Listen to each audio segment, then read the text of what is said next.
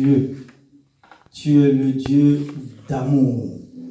Tu es le Dieu merveilleux. Tu es le Dieu grand. Tu nous as tellement aimés que tu as envoyé Jésus sur cette terre des hommes pour nous communiquer la grâce infinie de Dieu. Seigneur Dieu, que cette grâce soit manifeste dans la vie de ton peuple, dans la vie de ton Église, dans la vie des fils et des filles du royaume. Recevez cette grâce de Dieu, recevez cette grâce de Dieu, recevez cette grâce de Dieu, et au nom de Jésus, Amen. Gloire à Dieu. Veuillez vous asseoir, s'il vous plaît. Prenez vos Bibles.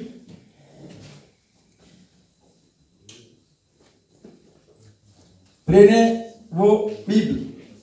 Et voici le titre de mon enseignement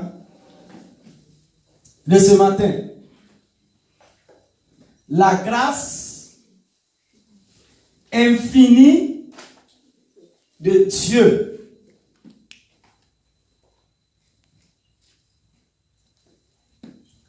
La grâce infinie de Dieu. Et comme texte de référence, nous lisons dans Tite, au chapitre 2, versets 11 à 14. Suivez la lecture avec moi. Tite au chapitre 2, verset 11. En effet, la grâce de Dieu, source de salut pour tous les hommes, a été révélée. Elle nous enseigne à renoncer à un mode de vie impie et aux convoitises de ce monde et à vivre dans le temps présent conformément à la sagesse, la justice et la piété. Verset 13. En attendant notre bienheureuse espérance, la manifestation de la gloire de notre Dieu et Sauveur Jésus-Christ. Verset 14.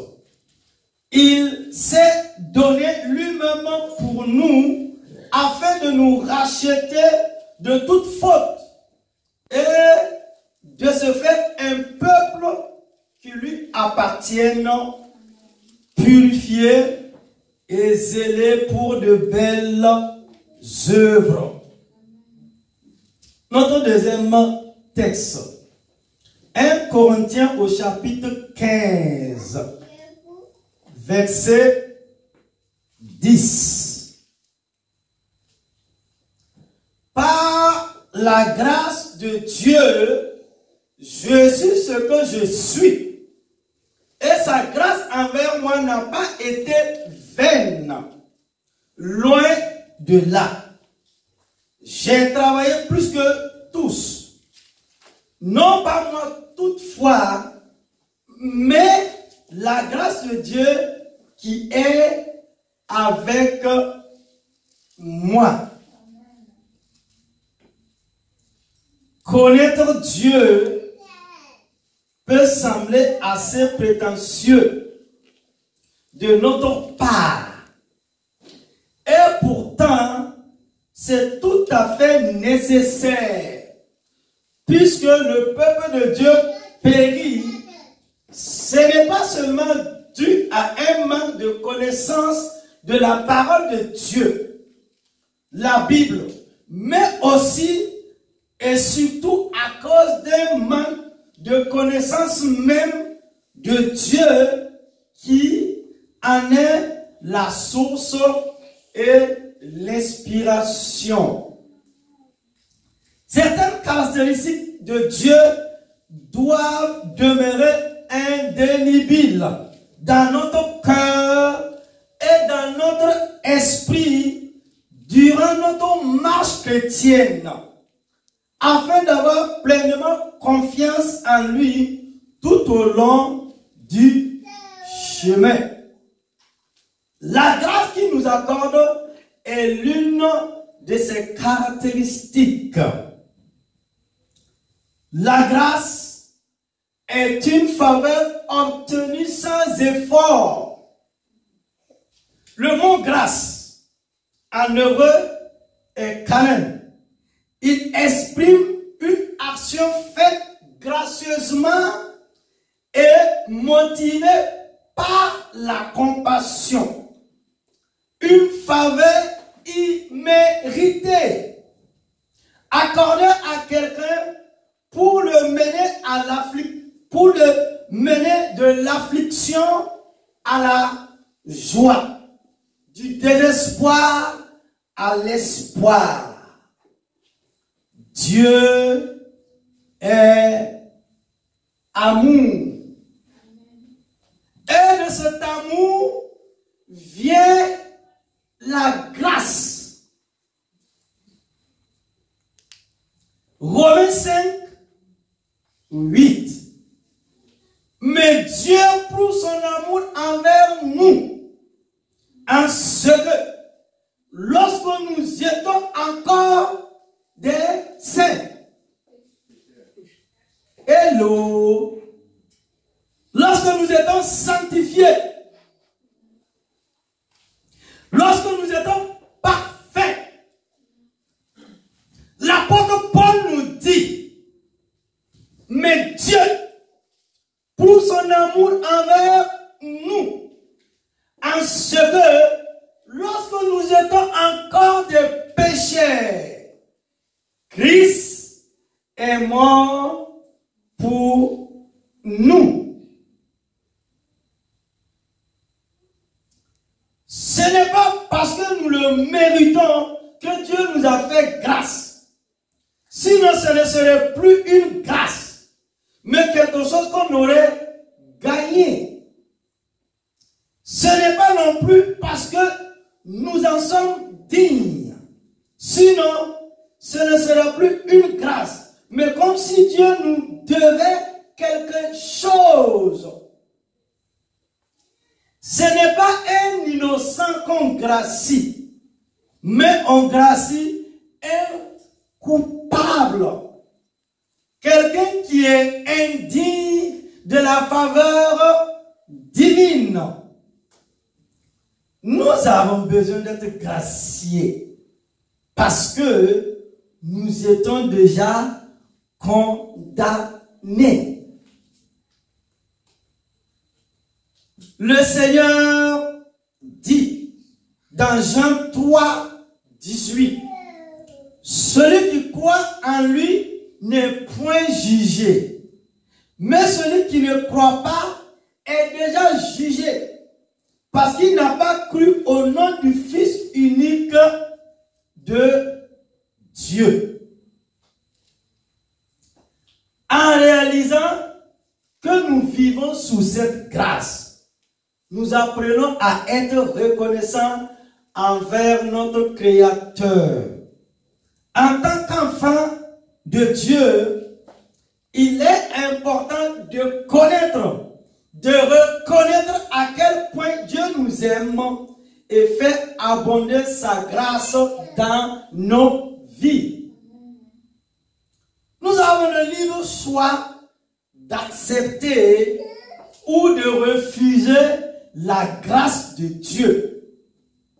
Le Seigneur a tout fait pour nous gracier en sacrifiant sa vie pour nous libérer sans condition. Simplement parce qu'il nous a aimés avant même que nous existons. Ce n'est pas ce que vous faites qui compte, mais ce que Jésus a fait. Au centre du cœur de Dieu se trouve pour vous sa grâce infinie. donné gratuitement à travers son Fils Jésus-Christ. Bien-aimés frères et sœurs, et vous qui nous écoutez en ce matin, je vous propose de voir l'enseignement de la matinée en 2 points. Premièrement, ce qu'est la grâce divine, ce don gratuit de Dieu. Imaginez qu'un jour, vous allez dans une agence de voyage pour acheter des billets pour la destination de votre choix. Et que l'agent vous réponde qu'il n'a rien à vous vendre, mais qu'il peut, par contre, vous offrir un voyage aux Maldives. Je pense que vous seriez très surpris et peut-être même méfiant. Il en est de même pour la grâce de Dieu. Elle est dure à accepter et à recevoir. Elle effraie pour la grandeur de ce qu'elle donne aux pécheurs. Elle fait ce qu'aucun de nous ne serait capable de faire aux autres. Donner sans condition, sans discrimination. La grâce coûte tout à celui qui la donne et rien à celui qui la reçoit. Elle est accordée à ceux qui ne la méritent pas. Elle est accordée par amour. Romains 5:8 est souvent utilisé pour prouver l'amour de Dieu envers le pécheur. Mais Dieu prouve son amour envers nous en ce que lorsque nous étions encore des pécheurs, Christ est mort pour nous. Quand nous étions ennemis de Dieu, marchant dans le péché, condamnés à la destruction totale et au feu éternel de l'enfer, Dieu continua à nous aimer. Et par amour, il déploya sa grâce sur nous en venant des cieux sur la terre sous forme humaine pour partager toutes les souffrances de la race humaine, sinon de la race adamique. Dieu souffrit, mourit pour chacun d'entre nous et paya le prix terrible pour nos péchés sur la croix. Ce qu'il fit pour nous, en dépit du fait que nous le haïssons et que nous avons une vie remplie d'abominations, montre la grandeur de son amour ainsi que sa grâce envers nous. Nous ne serons jamais en mesure de le comprendre. Le prix payé par Christ.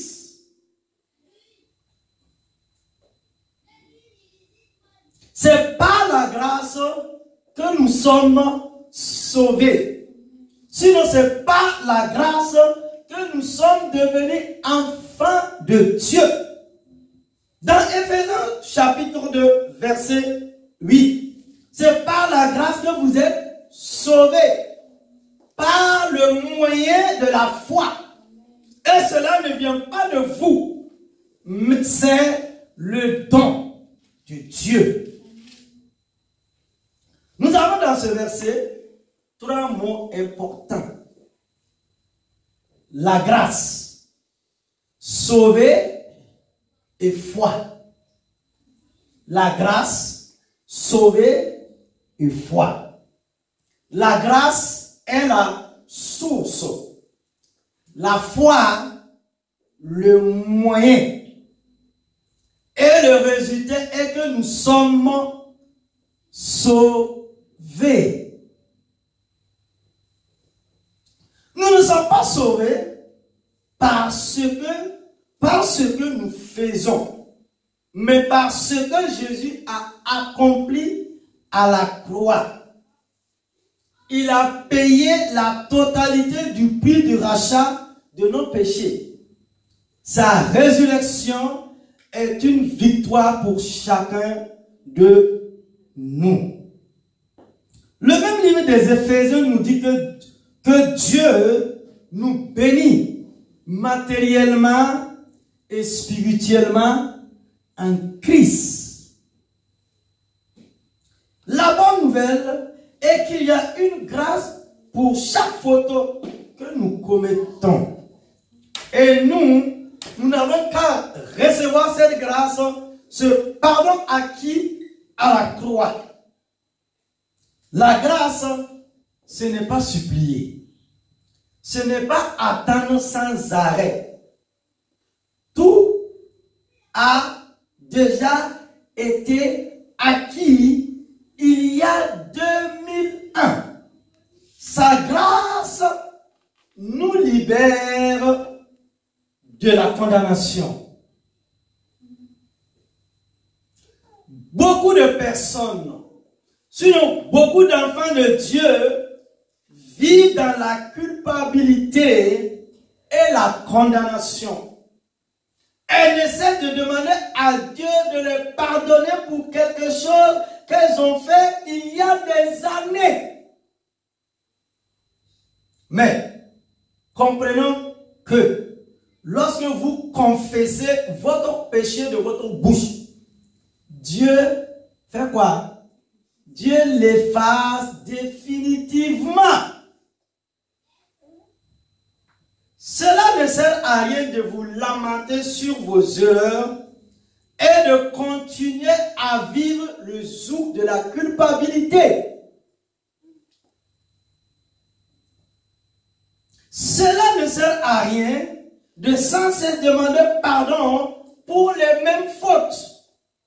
Dieu n'est pas sourd. Quand vous confessez une fois votre péché, il vous pardonne et efface votre faute. La grâce est un cadeau de Dieu. Un don qu'il nous fait. Mais beaucoup de personnes ne le reçoivent pas. Ce que je veux vous dire aujourd'hui, c'est que le pardon de Dieu est gratuit et éternel. Lorsqu'il vous l'accorde, c'est pour toujours. Il ne veut pas vous faire payer vos fautes, car il l'a déjà fait à la croix. Il a payé le prix de sa vie pour vous libérer. Il a tout accompli pour vous. Jésus a tout accompli. Amen. Notre Dieu, sinon le Dieu de la Bible, le Dieu créateur des cieux et de la terre, le Père de notre Seigneur Jésus-Christ de Nazareth, n'est pas le Dieu de la punition, mais le Dieu du pardon. Amen. Il n'est pas le Dieu de la foudre, mais le Dieu d'amour. Et il nous appelle à nous approcher de lui avec une pleine assurance. La grâce, c'est savoir que nous avons fait des erreurs et que nous en commettrons encore certainement. Mais que Dieu nous pardonne. Et son pardon nous donne accès à un avenir meilleur. Et nous arrivons à notre deuxième point. Ce qui implique la grâce divine. Si la grâce est pour nous un don gratuit, cette grâce n'a pas été gratuite pour tous. Comme je l'ai indiqué en introduction, Jésus, lui, a payé le prix de ce don, de ce cadeau. Il a donné sa vie à la croix pour nous. N'oublions jamais cela. La résurrection de Christ a fait de nous des enfants de Dieu. Il nous aime. Peu importe les fautes, peu importe les erreurs, il nous aime. Il veut nous parer des plus beaux habits. Il veut notre bonheur. C'est pourquoi l'apôtre Paul a dit, par la grâce de Dieu, je suis ce que je suis. Et sa grâce envers moi n'a pas été vaine. Loin de là. J'ai travaillé plus que tous. Non pas moi toutefois, mais la grâce de Dieu qui est en moi. Paul. Sinon, Saul de Tarse nous dit que par la grâce de Dieu, je suis ce que je suis. Waouh! Le plus grand apôtre de tous les temps dit, par la grâce de Jésus-Christ de Nazareth, je suis ce que je suis. Paul n'a pas vu Jésus de son vivant. Paul n'a pas marché avec Jésus. Paul n'a pas pris la scène avec Jésus. Et il dit, si je suis devenu un apôtre et que j'ai travaillé plus que les Pierre, les Jacques, les Jean et les autres, tous ceux qui ont marché avec Jésus, tous ceux qui ont dormi avec Jésus, tous ceux qui ont mangé avec Jésus, tous ceux qui ont vu Jésus guérir les malades, Jésus enseigner, Jésus délivrer, tous ceux qui ont vu Jésus multiplier les pains, tous ceux qui ont vu Jésus manifester la puissance du royaume des cieux. Paul s'arrête et il dit, ce que je suis aujourd'hui et ce que je fais, c'est par la grâce infinie de Dieu. Amen. Quel amour, ma soeur! Quel amour de Dieu, mon frère! Si ce n'est pas par amour et par la grâce de Dieu, comment un homme, comment un assassin, comment un criminel, comme Saul de Tarse, comment un ennemi numéro 1 de Dieu, sinon l'ennemi du royaume des cieux, est devenu le plus grand apôtre de tous les temps. Et si nous avons la moitié du Nouveau Testament, c'est grâce à cet ennemi numéro 1 de Dieu. Ah, Dieu est amour. Dieu est plein de bonté. Dieu est plein de compassion. Pourquoi tu te culpabilises, mon frère? Pourquoi tu te culpabilises, ma soeur? Si Dieu a pu prendre un criminel et il a fait de lui son serviteur, et Dieu a nettoyé, Dieu a lavé, Dieu a enlevé ses péchés, et toi, par la grâce de Dieu, je suis ce que je suis, un persécuteur, mais la grâce de Dieu l'a saisi. L'amour de Dieu est venu sur lui. Il dit, par sa grâce infinie, ce matin, la grâce de Dieu va te saisir. Amen. La grâce de Dieu va se manifester en toi. Amen. Et tu ne seras plus jamais la même personne au nom de Jésus-Christ de Nazareth. Amen. Par la grâce de Dieu, je suis ce que je suis. La grâce pour autant n'est pas un laisser-passer pour faire n'importe quoi. Elle est là premièrement pour nous libérer du péché. Ensuite, pour nous transformer en une nouvelle créature à l'image de ce que Dieu veut.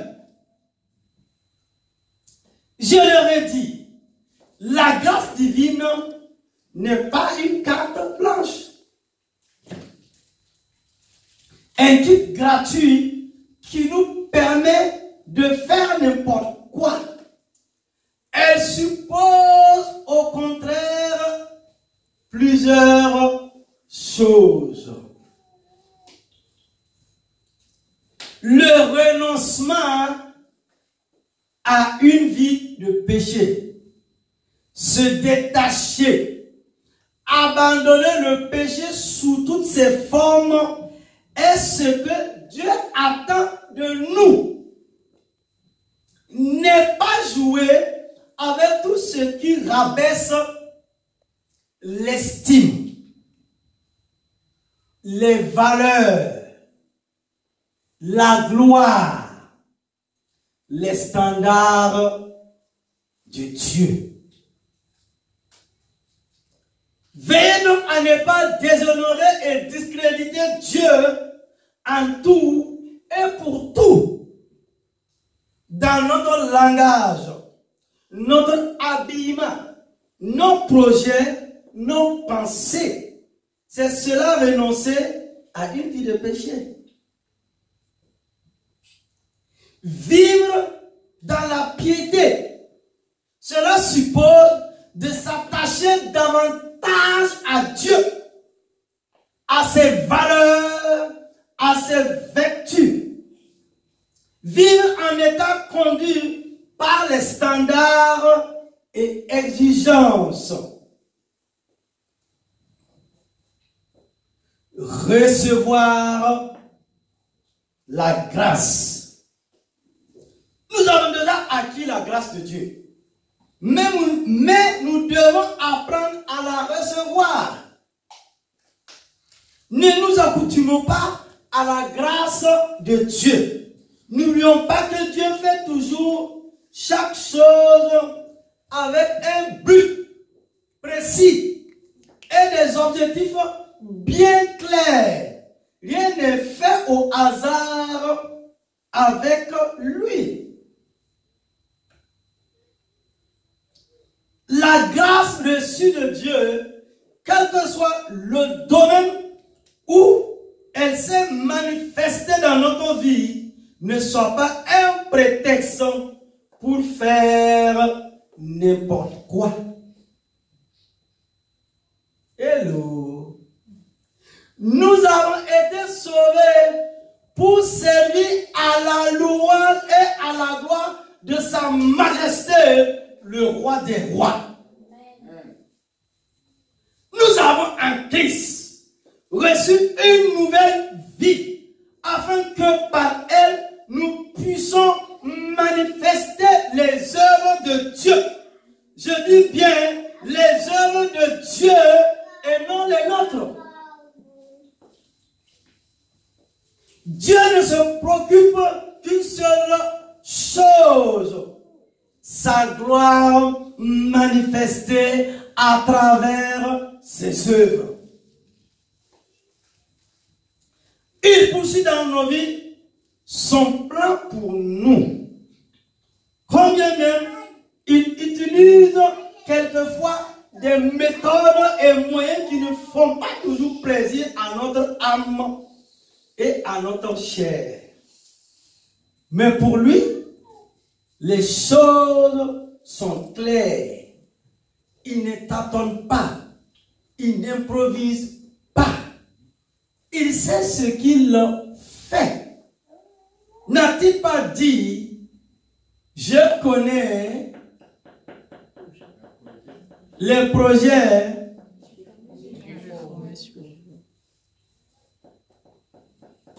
je vous attends pas. Hein? Projet de paix et non de malheur, afin de vous donner de l'avenir et de l'espérance. Dieu dit à Israël, son peuple, je connais les projets, ma soeur, mon frère, que je formule sur vous. Projet de bonheur et non de malheur, afin de vous donner un avenir et de l'espérance.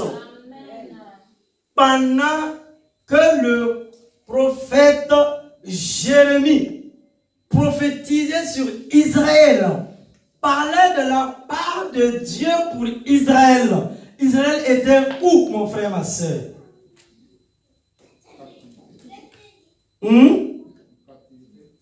Israël était en captivité à Babylone. Dieu a permis que les Babyloniens viennent faire quoi?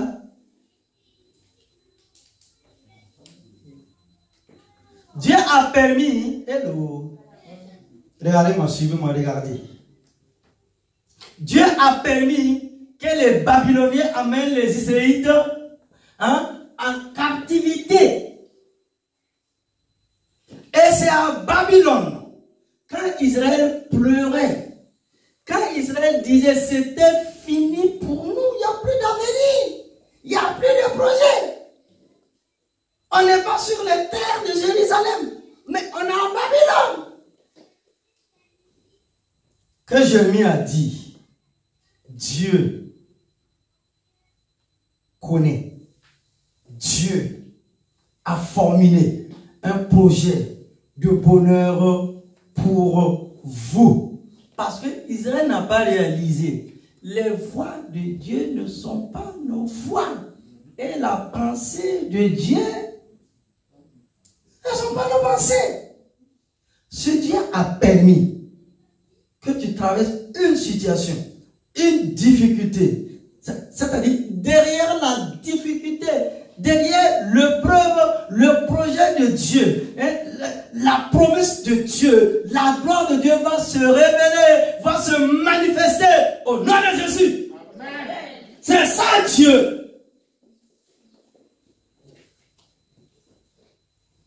C'est pourquoi, lorsqu'il nous fait grâce, il veut aussi que nous ne perdons pas de vue quatre de ses exigences à notre égard, à savoir avoir un esprit de reconnaissance, être toujours obéissant à sa parole par sa mise en application, marcher dans l'intégrité et non dans la duplicité et la corruption.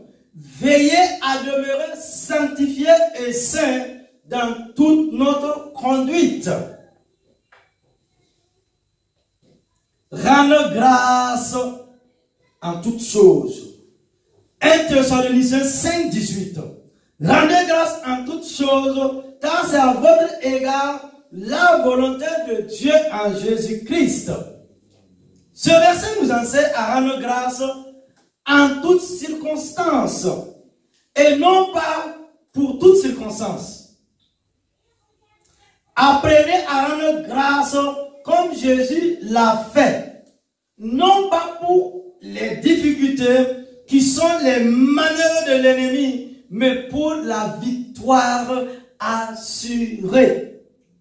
Louez Dieu parce que vous savez qu'il a le pouvoir de vous guérir. Parce que vous avez la certitude qu'il veut vous apporter la joie, la santé et la prospérité. Soyez convaincus qu'il a des projets de bonheur pour vous.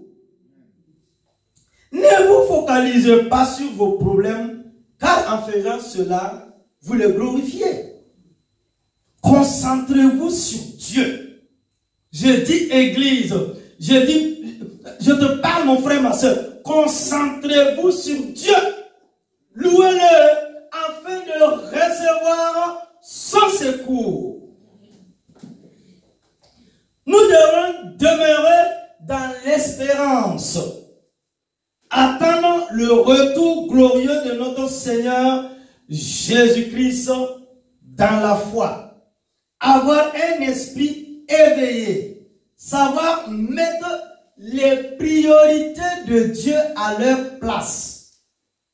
En dépit de nos attentes quotidiennes, n'oubliez jamais que le plus important pour vous est d'être prêt pour l'enlèvement de l'Église qui est imminent. Manifester la grâce. Nous devrons manifester la grâce de Dieu. Romains au chapitre 5, verset 10. Car si, lorsque nous étions ennemis, nous avons été réconciliés avec Dieu par la mort de son Fils, à plus forte raison, étant réconciliés, serions-nous sauvés par sa vie? La religion prêche une relation avec Dieu fondée sur les œuvres méritoires. La plupart des gens croient que Dieu les aime davantage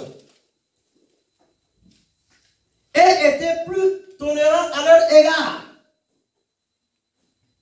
Dieu, en toutes circonstances, continue de manifester sa grâce, même lorsqu'il sait que nous sommes susceptibles et rechutes. De même, il nous demande de manifester cette grâce envers les plus faibles d'entre nous. Hello. Dieu nous demande dans sa maison, dans son église, nous devrons manifester la grâce envers les plus faibles d'entre nous. Prenons l'exemple suivant. Que se passera-t-il si un homme ivre entre à Bethel pendant le culte, pendant que je suis en train de vous prêcher? L'homme qui est entré dans la salle, il est ivre, mais cherchant Dieu. La plupart d'entre nous iraient à sa rencontre et dispenseraient l'amour de Dieu. N'est-ce pas? Hello. La sœur qui est là, le frère qui est là, le frère qui est là. On va voici là, mon frère. Je vous pose la question, Église, peuple de Dieu.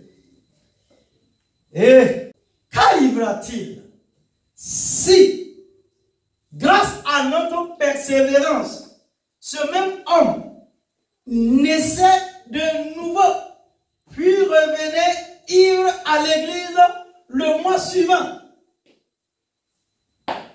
Je vous repose la question.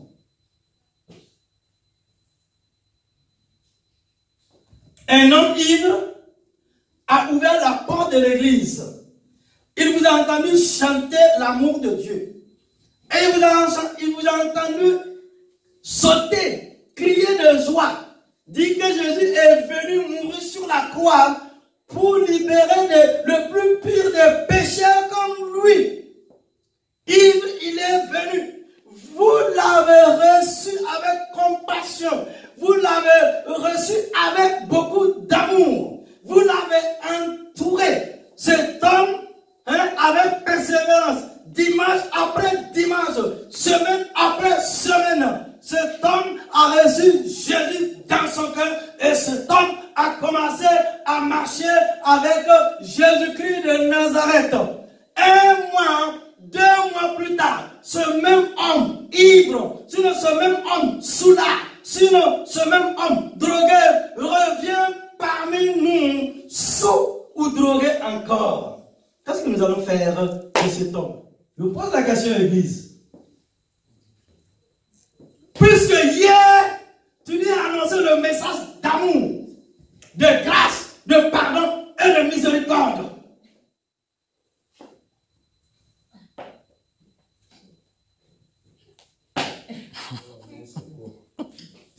Frère,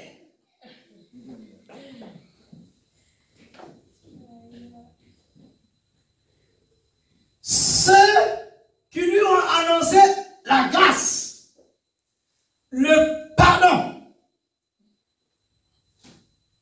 et la miséricorde, le tabasseraient avant de le mettre dehors.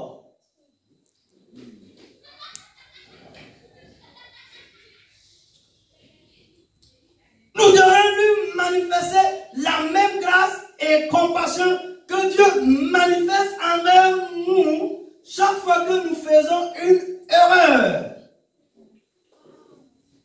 Dieu ne se dit pas à chacune de nos erreurs après notre conversion.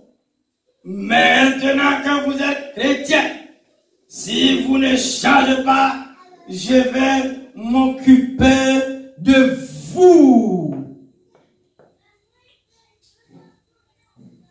L'église de Jésus-Christ a oublié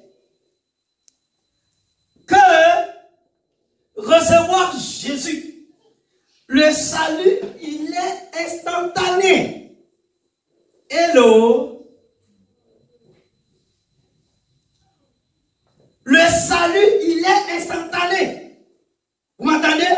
Le salut, il est instantané. Il a bien reçu Jésus dans son cœur. Mais le changement, la transformation, c'est un processus. Paul dit, Dieu nous change. Dieu nous transforme de gloire en gloire. C'est ça. Hier, on l'a reçu. Il est revenu sous là. Et on a dit, on a ouvert la porte. Ma soeur, ouvre la porte. Mon homme, regarde comment tu pures. C'est quoi ça? Tu sais pas qu'on n'a pas venir dans la maison de Dieu. Hello. Ça, c'est la religion.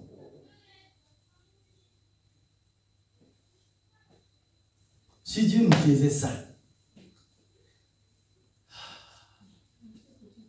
hein?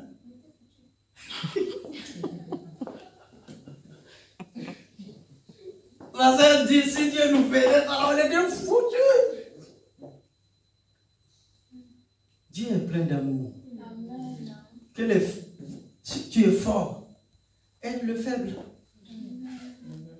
Aide-le. Aie compassion.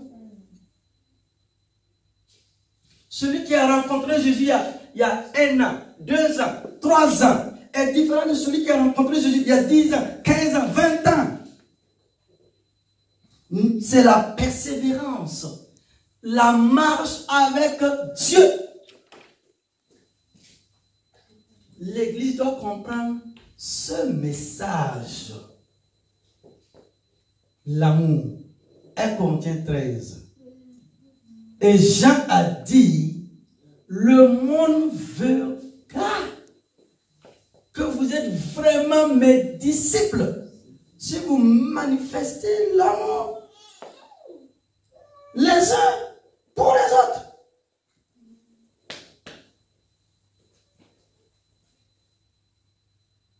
L'homme va se dire, mais attendez. Ce sont les mêmes personnes là. Hier, l'autre, les mêmes personnes. Hier, ils m'ont dit ça. Voilà. Aujourd'hui, il a chuté. Et on a un autre message. Non. Dieu ne nous condamne pas. C'est les hommes qui cherchent à nous condamner. Dieu ne te condamne pas. Il ne te juge pas. Il te comprend.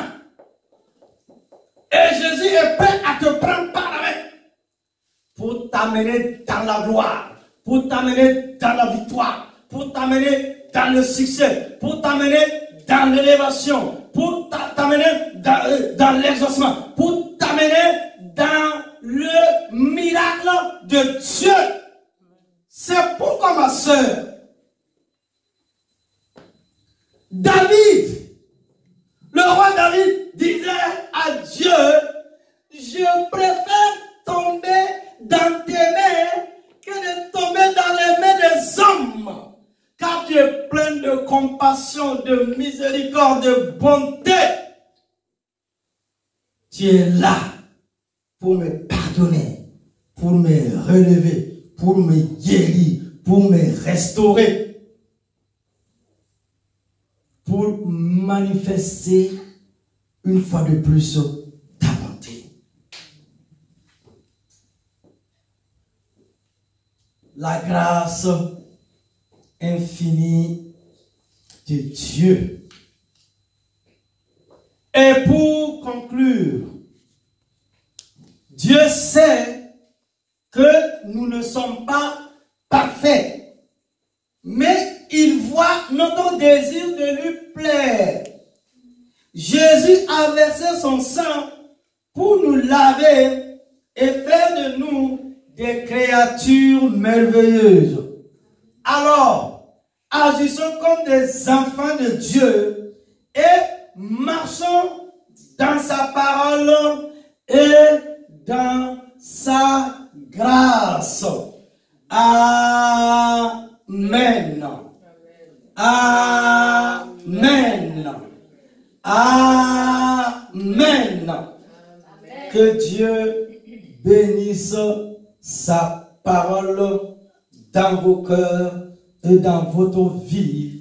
Et au nom de Jésus-Christ de Nazareth. Amen. Acclame Jésus de Nazareth. Acclame-le très très fort. Oh, acclame-le pour sa grâce infinie. S'il y a quelqu'un qui t'aime ce matin, s'il y a quelqu'un qui t'aime ce matin, mon frère, ma soeur, c'est Jésus de Nazareth. Amen. Et sa grâce te saisit maintenant. Tiens-toi debout. Et nous allons prier. Oh, alléluia. Diacre Mathieu, viens. Oh, alléluia. Tiens-toi debout. Nous allons prier.